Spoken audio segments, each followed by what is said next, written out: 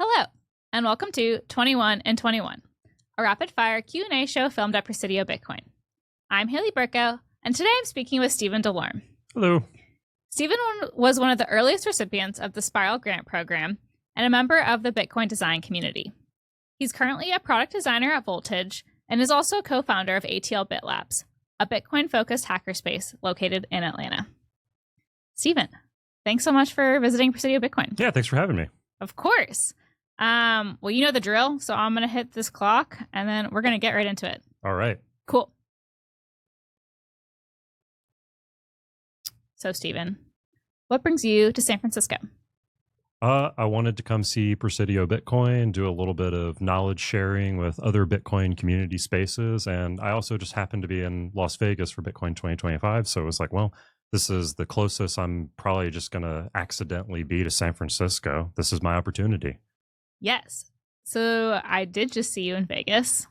And speaking of Vegas and co-working spaces, you and I were on a panel together. Yeah. About Bitcoin co-working spaces. So now that you've been to Presidio Bitcoin for a couple of days, can you tell me a little bit more about ATL BitLab and how it compares to Presidio Bitcoin?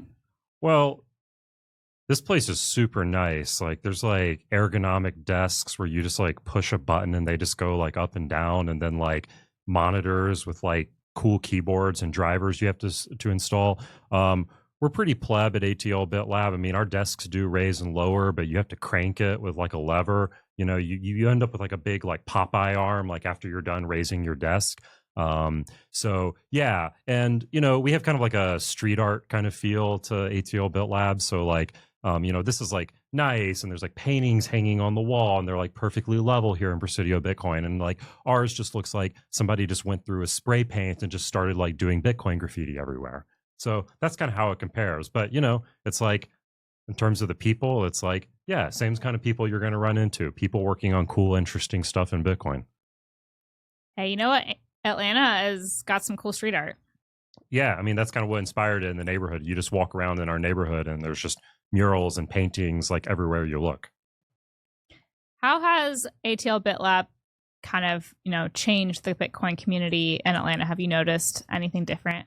Yeah, I think it's just helped with consistency more than anything. I mean, there was obviously Bitcoin meetups before ATL BitLab, but, you know, it was always dependent on, you know, who could run it that week, or like if we had the space that week to use. And like when you have your own Bitcoin community space, it just makes it so that you can actually have things on a weekly cadence. And you know, if everybody knows where they're going to be, I found people actually just show up not even knowing what the topic is going to be that week. They just show up because they show up at the same place every week. Have you orange pilled anyone? Me personally, yes, I've orange pilled friends before. Yeah, so I've orange pilled people before. But through ATL BitLab? Oh, through ATL BitLab? I would say so. Yeah.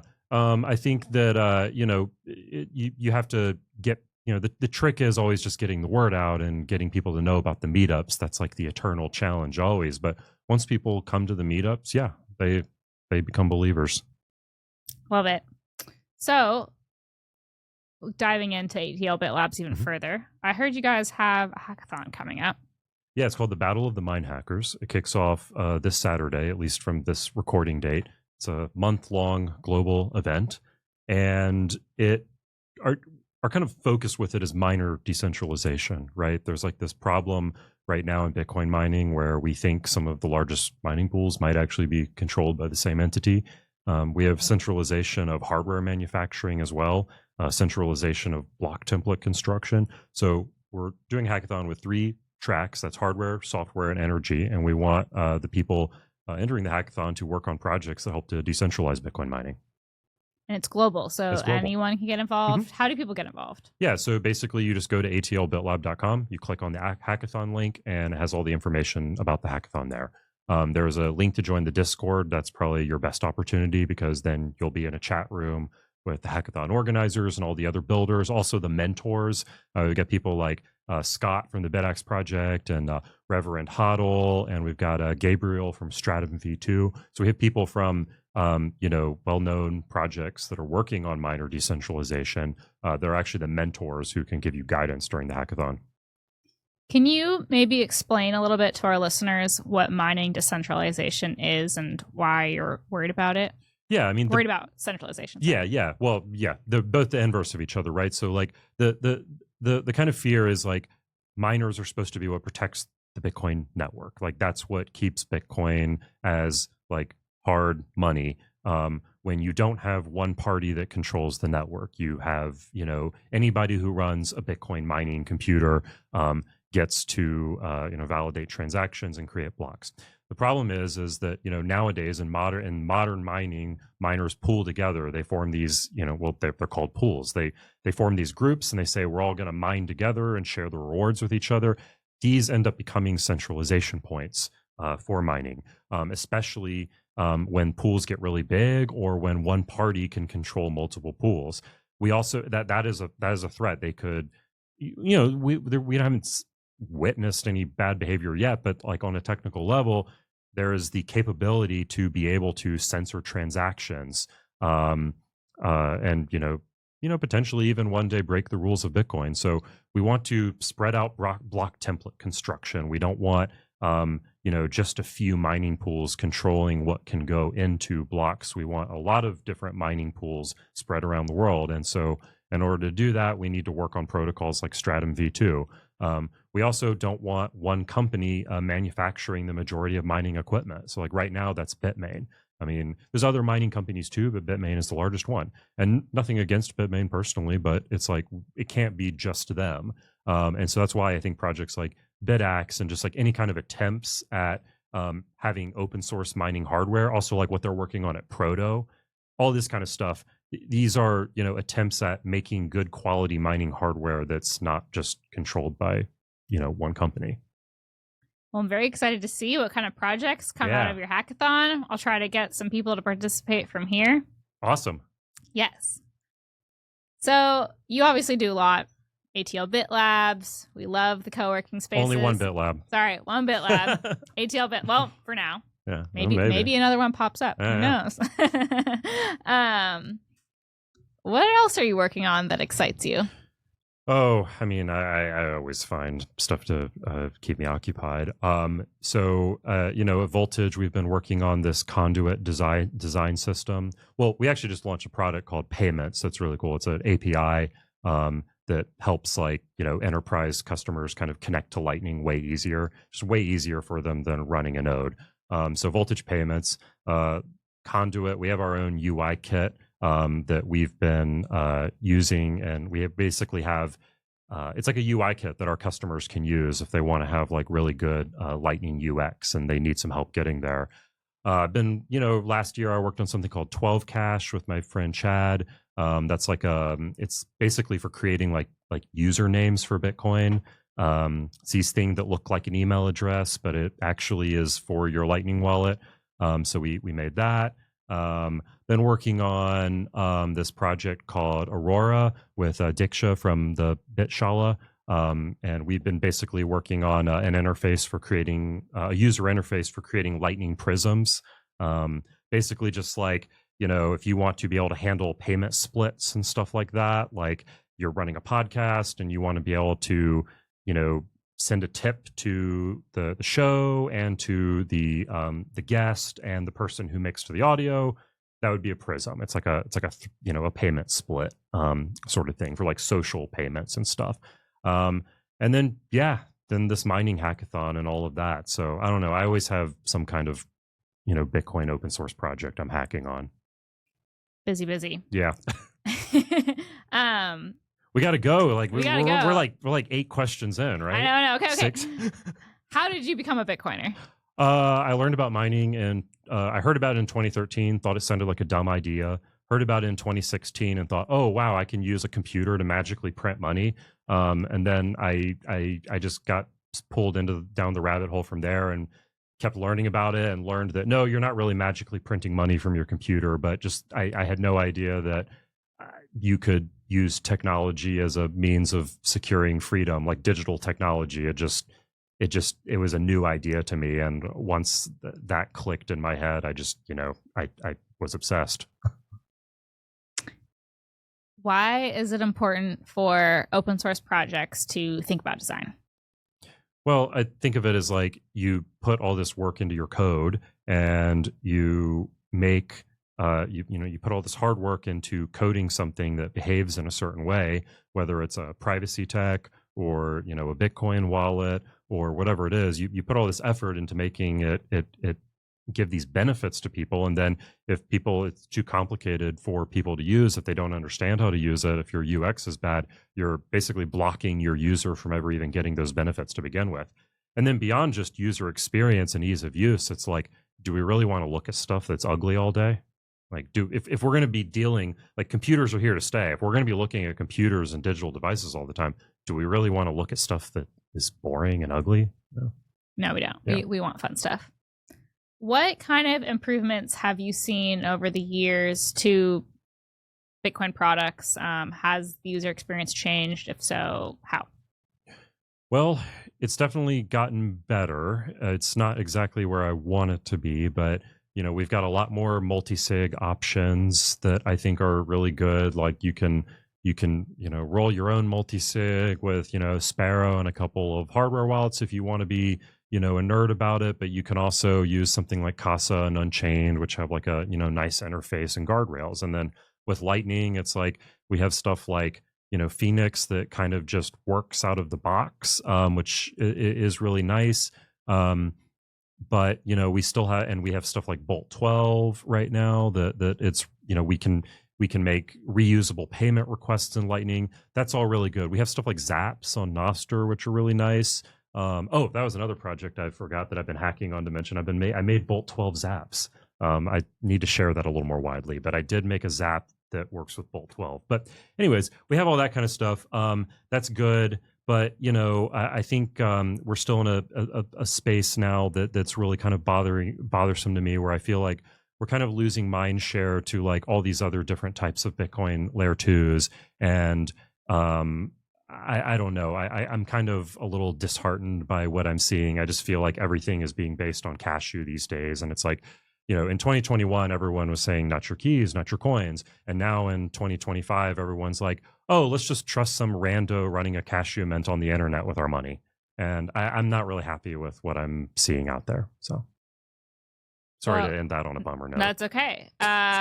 Let's get some spicy, vibes going. So leaning into that, what is your kind of controversial opinion about this? Like, I just think that I like the idea of eCash. I think Fediment had it right by trying to make eCash where you can have like groups, communities kind of guarding the money. But I think, and I've been a big fan of the Fediment project, but what I've seen is kind of just like, I don't know, a surge of interest in Cashu. And it's basically just like all of the stuff we were working towards 4 years ago. That's like, hey, let's try to make Lightning as simple as possible. Let's try to make self-custody as simple as possible. Instead, everyone's just kind of given up on that. And they're like, well, let's just use Cashu and just trust a bunch of mints that we don't even know. And I think that the bullishness that people experience on Cashu only works because so few people are using Bitcoin relative to the size of the human species. Like, Cashu mints work right now because hardly anybody's using them. They work because such a small minority of humans use them. And as soon as they get bigger and more people start using them, we're going to start to see failures. We're going to start to see rug pulls. I think the interesting thing about Cashu mints is a lot of people don't realize is this. The narrative is like this. The narrative is, a mint can have a reputation and you can rank it based on its reputation. If it has a good reputation of not taking people's money, then it won't take people's money because it has a reputation. It's actually the reverse of that. The more reputation it gets, the more incentive they have to rug pull, because the greater the reputation gets, the more people are going to put money there. And the more people that put money there, the more the greater the pot grows that can be rug pulled. So, maybe we'll get to a point where like legitimate businesses and banks and stuff like run Cashu mints, but until we get there, we're basically at this place where anonymous randos on the internet are running Cashu mints, and I can't, in good faith, recommend that users keep their funds there. I've been rug pulled on several Cashu mints, so we do not want people rug pulled. All right, spicy question number 2. So there's a lot of talk of Sats versus Bitcoin. I know that you've had a lot of that here. And you had some opinions before you walked to the door. So how do you think that we should frame how we talk about fractions of Bitcoin? Well, I thought it was bike shedding walking into Presidio Bitcoin. I'm rethinking that now after hearing some persuasive arguments. I think from bottom line, I thought that if we had done this in 2010, absolutely we should have done it. My concern right now with the idea of just like, dropping the decimal entirely is more just around causing confusion in regards to the price of Bitcoin, with some exchanges adopting it and some don't. Because like in our like little Bitcoiner echo chamber, we're basically in a situation where like we all know each other and all that. We all think we all agree on stuff, but there's a huge world of like crypto exchanges who do tons of volume of Bitcoin that like most Bitcoiners don't even communicate with on a daily basis. And so it's just like, you really have to factor that in, I think, of like, if they'll adopt it or not. But I think I'm warming up to the idea, and I think where I stand on it now is I really would just like to do some UX research on it. I really would like to just put some of these interfaces that just drop the decimal and drop the sats, but importantly drop the decimal. And I'd like to just put those in front of users and just like see how they respond to it. Because I think that's what really, like, instead of debating all this crap, I think it's like, let's just test it with users and see how actual gooey human beings respond when you put these UIs in front of them. And then we might know, it might be that we put interface, it might be that we can put an interface that drops the satoshis in front of users, and if they respond to it really well and have zero confusion, then that kind of settles the debate right there as far as I'm concerned. So maybe this is a way that companies and projects can kind of contribute, is to have tests that they can test their users to see what they react to better. Yeah, and all companies should be doing, I think, UX research, even independent of this issue. It's just a great way to validate your product ideas before you build them. Great. What do you think about stablecoins? Oh boy. I've been a long advocate of, I think that users need to have a way to transact more or less permissionlessly with their local fiat currency, and they need a way to swap between Bitcoin and their fiat currency very easily. So, I mean, I've been always a fan of like, Strike in the US has a great user interface for that. Blink, the Blink like Galloy wallet also does a great job with that. So I'm totally a fan of giving the user a way to interact with fiat in some way in their Bitcoin wallet. Having said that, I think there's definitely an argument to me. There's what is the best way to implement stable coins or any kind of stable fiat value? And I think that's a question I'm not quite sure where I stand on that, because there's a lot of, that's a question I'm not sure where I stand on. But I'm a big fan of just providing stability fiat to users as an option for people who want it, How do you think that we can make Bitcoin more fun? I mean, we can make Bitcoin more fun by putting Biddy everywhere, slapping Biddy on your laptop, I guess. I think... Bitcoin.org. Bitcoin.org. Yeah, Biddy's on Bitcoin.org. You got to find him. I think also I just like to see more games and gamified stuff in Bitcoin. Like I worked on a project recently called Hash League, which is like a leaderboard for Bitcoin community mining pools. And like some of my friends at BitLab, like Alex has worked on Pleb FM and Last Pay Wins. So these kind of gamified, things that get you, sucked into the game, and you need Bitcoin to play. Me and my friend Chad made BitDoom recently. It's like a first-person shooter game. You play Bitcoin, you pay Bitcoin to enter the game, and then in the game, people shoot you and steal your Bitcoin in the game. Another random project I've been hacking on. So like stuff like that, I'm a big fan of, just in terms of like, I think we need more like games, not necessarily video games, but just like gamified interfaces that like you want to play it for like social reasons, like to like do what your friends are doing. At least in the West, that's how I feel like we make Bitcoin more fun. Yeah. Has vibe coding been something that you've been doing, and has that made you do more fun projects? Oh yeah, I mean, I was already a front end developer, but vibe coding has now enabled me to cosplay as a Rust developer, which is really really fun. Then I can like jump into the LDK Discord and like start asking like technical questions to like actual engineers and like pretend like I'm like some dignified software developer. So it's amazing. And yeah, it's helped me move faster, and it's made me rethink like design and UX and UI. I mean, I think that designers, what they should be doing is they should be vibe coding prototypes of products that they want to build and putting those vibe coded prototypes in front of users to test them out and validate the ideas, and then they should go in and like design the button to be like a certain width with a certain gradient or font or whatever, right? Like I just think that designers need to jump into AI because it's not going anywhere. And yeah, I'm a huge fan. Okay, one more minute left. We're trying to get 2 questions in here. Sure. Quick. Who are your favorite Bitcoiners right now? Oh, wow. Holy crap. That's a tough question. I probably, if I had to say, it would probably be Steve Lee and Adam Jonas, because I'm a big fan of like supporting open source software, and I think just the two of them both, I think do a really good job of always facilitating good conversation about open source projects and just contributing constructively, and yeah. So I think that those would be my favorites. There's so much noise and argument and debate in Bitcoin, and we need more people channeling constructive debate, I think. Yeah. Agree. Oh, shit. That was my minute. That's okay. If you could leave our listeners with a single thought, quick one, what would it be? A single thought.